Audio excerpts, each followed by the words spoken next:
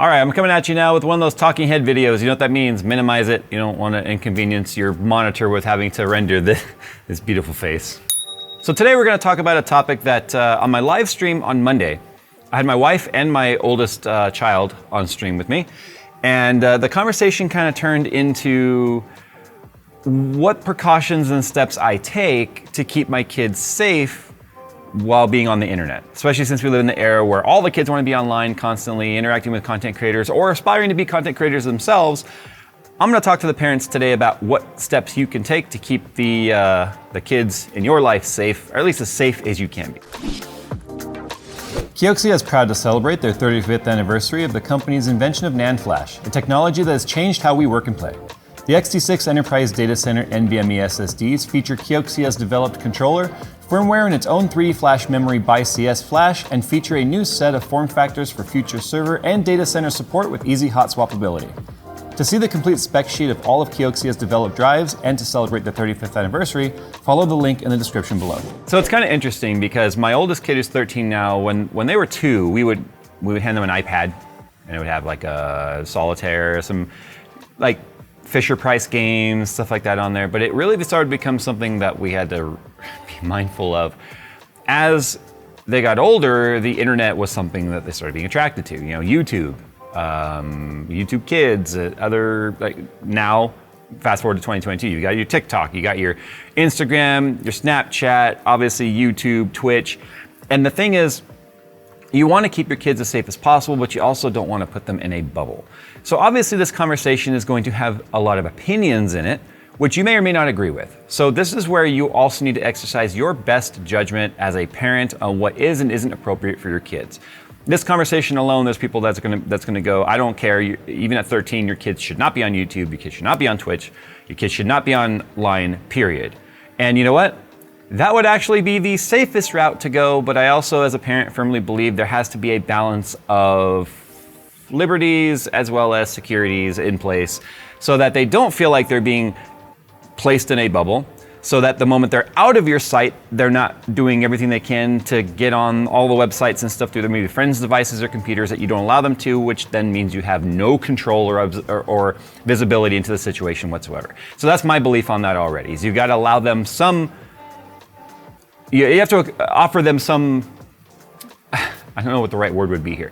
You've got to allow them to grow up, and it's up to you as a parent to determine at what speed they're, what's appropriate for their eyes and their attention. So now that we've gotten that out of the way, I have 2 kids. I have a 7.5-year-old, and a 13-year-old.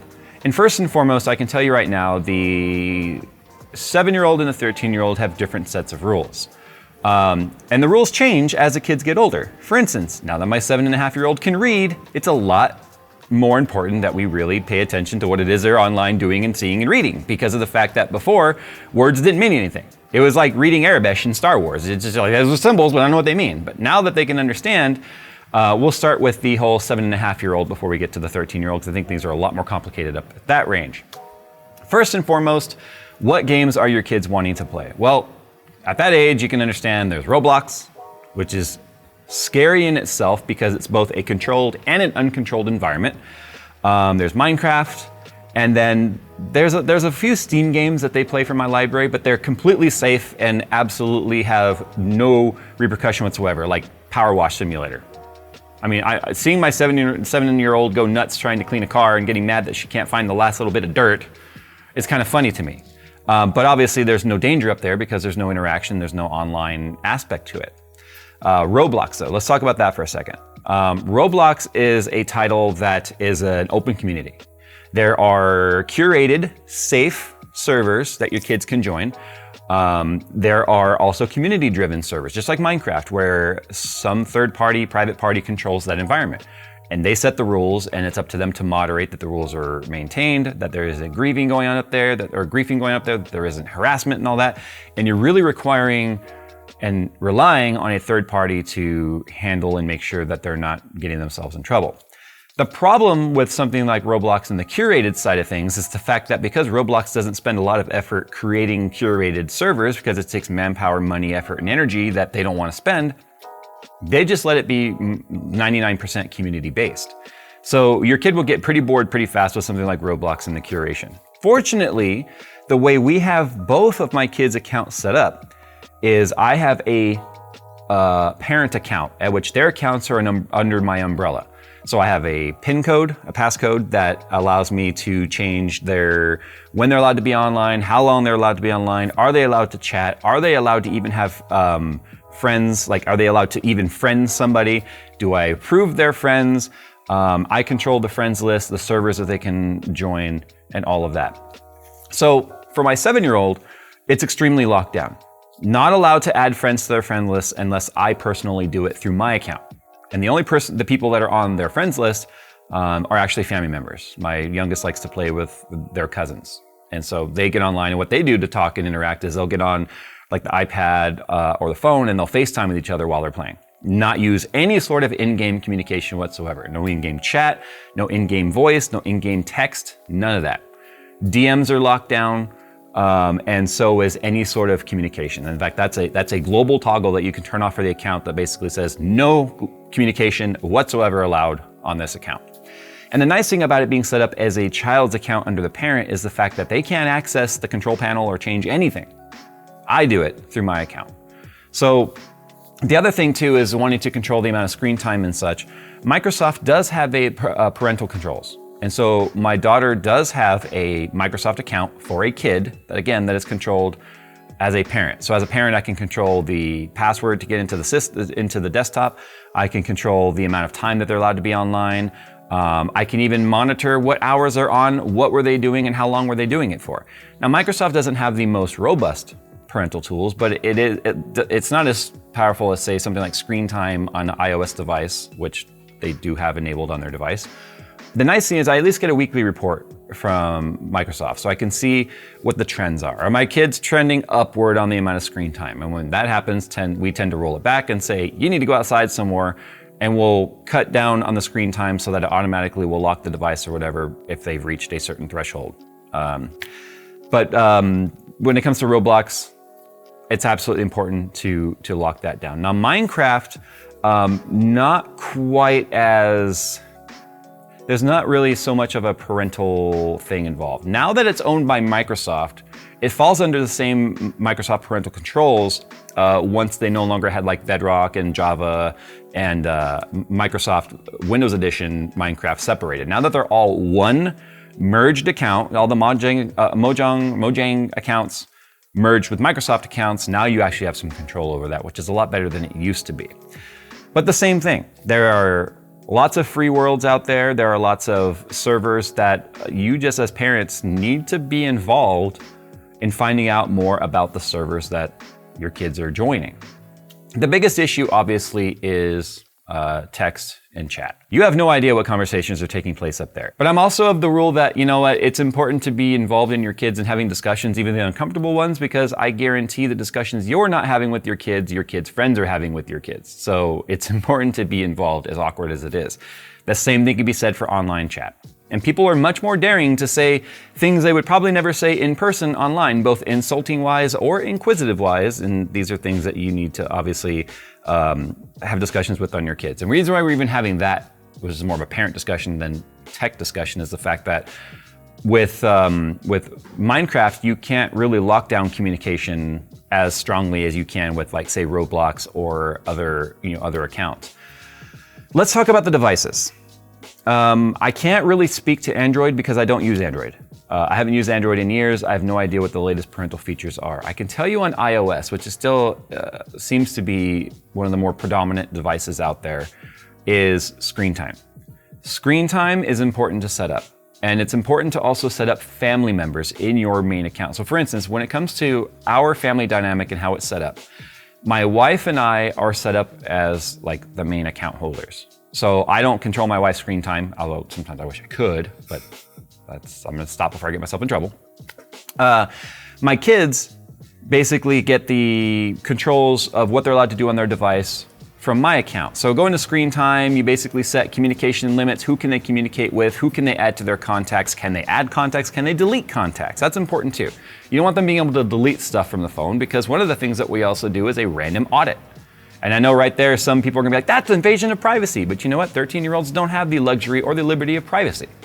So randomly, I'll be like, give me your phone. And I go through and I read the texts. And the nice thing is that I've yet to really find anything that's caused me issue. But that's because of the fact that we also have other apps that are installed in the device congruent, alongside, parallel of screen time. So screen time is important too because you can set up communication limits, not just who are they talking to, but how long are they talking to them? How much time are they allowed to spend on a certain app? What time does the phone lock? What time does the phone unlock? When does the phone shut down?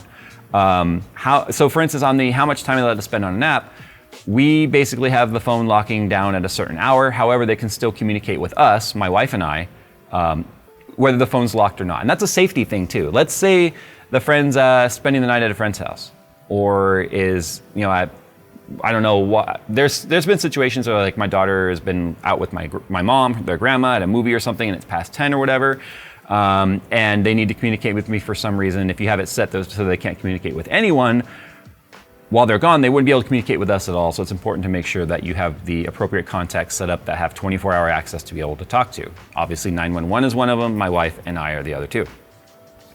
But let's say you want to allow them to be able to play games for, 4 hours a day or whatever, whether they're playing mobile Minecraft or they're on YouTube or whatever. You can limit those hours and apps independently.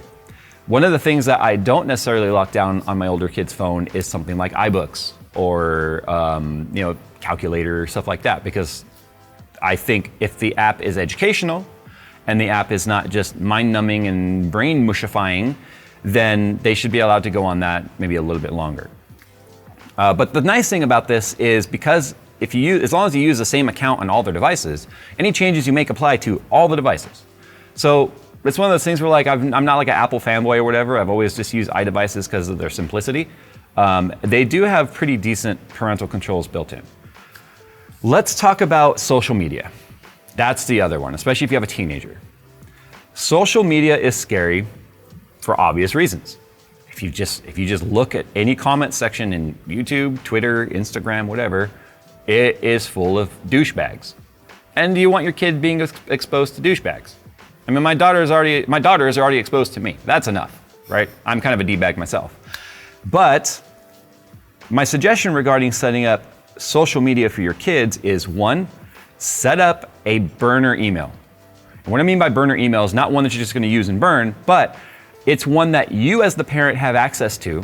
And the reason why I don't use my own personal email is because of the fact that there's limitations as to how many times an email can be used with a certain account. So like Twitter, for instance, I can't use my email to set up their account because it'll tell me I already have an account in my email. So we set up another email that I have the recovery information for. For instance, it's set to my phone number, it's set to my email, and it has to have verification through either two-step or email/phone verification to change passwords and stuff. So what that means is my child can go online, go on Twitter, they can't change the email, they can't change the password, they can't change the phone number because they're all mine. So first and foremost, the main reason for that is one, I get all the email notifications on that account of any sort of DMs or anything like that take place. Two, it means that they can't go in there and change it. They can't go in there and change it later. But the nice thing about this, it means if they get in trouble, I can change it. They can't log back in. Because then honor system, right? If you tell them you're not allowed to go online, you think kids are really gonna respect that if they have the device in their hand? And yeah, I mean, take the device away is the best thing to do. But the fact that I control the accounts. The other thing is all of my kids' social media accounts are set up as private, verified followers only. So for instance, their Twitter and their Instagram and the TikTok, they are very locked down. They are not allowed to, nobody can see their tweets unless you're following them. If you're following them, they have to approve it. My child is not allowed to approve anybody until they show me who it is and I research them and figure out who they are. So, and then, like I said, it's all part of the random phone audit and stuff. So it's a lot of work. It sounds like a lot of work because it is, but obviously it's very important to keep your kids safe because of the grooming that takes place online. Like we've also forced our daughter to read news articles and watch documentaries with us about sex trafficking, child grooming, And the long, extremely patient but persistent effort these people put through online to groom kids to prepare them for whether they be child trafficking or whatever it is. And it's funny because it sounds so like far-fetched, like, that would never happen here. It happens everywhere. And I think the most, like, the thing that stands out to me the most regarding that is the amount of effort and patience these people have to get through to your child to groom them. So all of those are in place.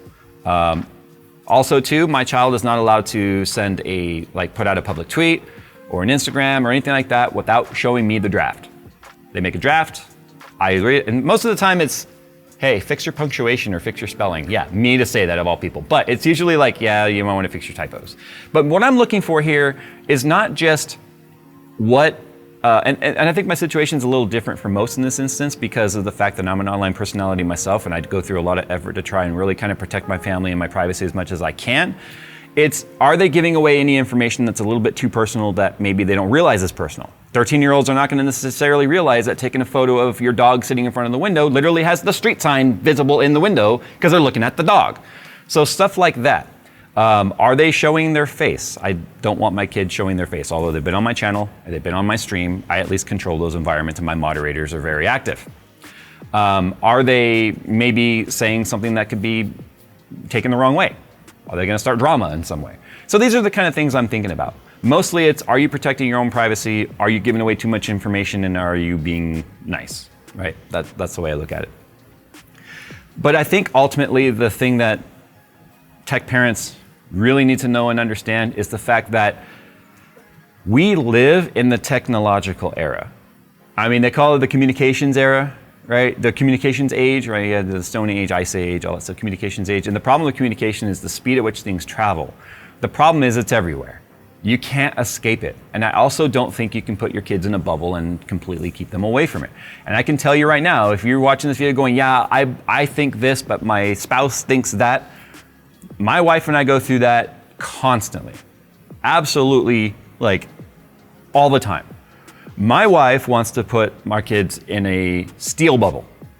Like, you can't even see out of the bubble. I'm going, if you do that, they're going to rebel. So we need to have a door in the bubble and allow them to step out and step back in when they need to, right? Their bubble is their safe space, and they need to be able to come and go with mechanisms in place to keep them safe, right? It's like, if we're gonna go walking along the edge of a cliff, let's at least put a railing there. Let's not stay away from the cliff. Let's just make sure we can't be an idiot and just walk off of it because we were looking at our phone. So that's kind of the way that I look at it.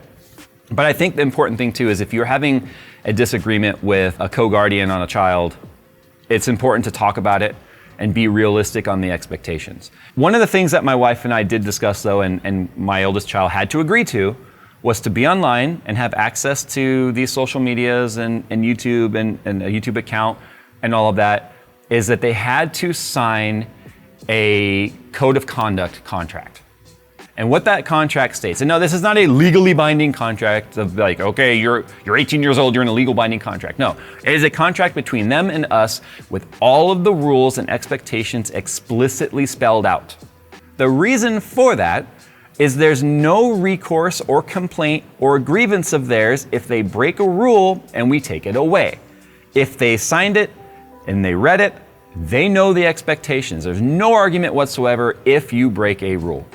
That's the most important thing. It's also kind of like the arguments of like, why do people make laws and people just break them? Because you can't have the punishment without the law. So that's kind of the way that goes. So it's expected that they know the rules, and that sets yourself up for failure as the enforcer of, you know, the liberties at play here. Is if you do not make it clear the expectations and the rules and the punishments, then how are you supposed to have a leg to stand on when they break it and say, I didn't know? If they honestly, common sense cannot be expected in a teenager or a child when it comes to the internet. Trust me. It can't be expected with adults, as Phil just started to say.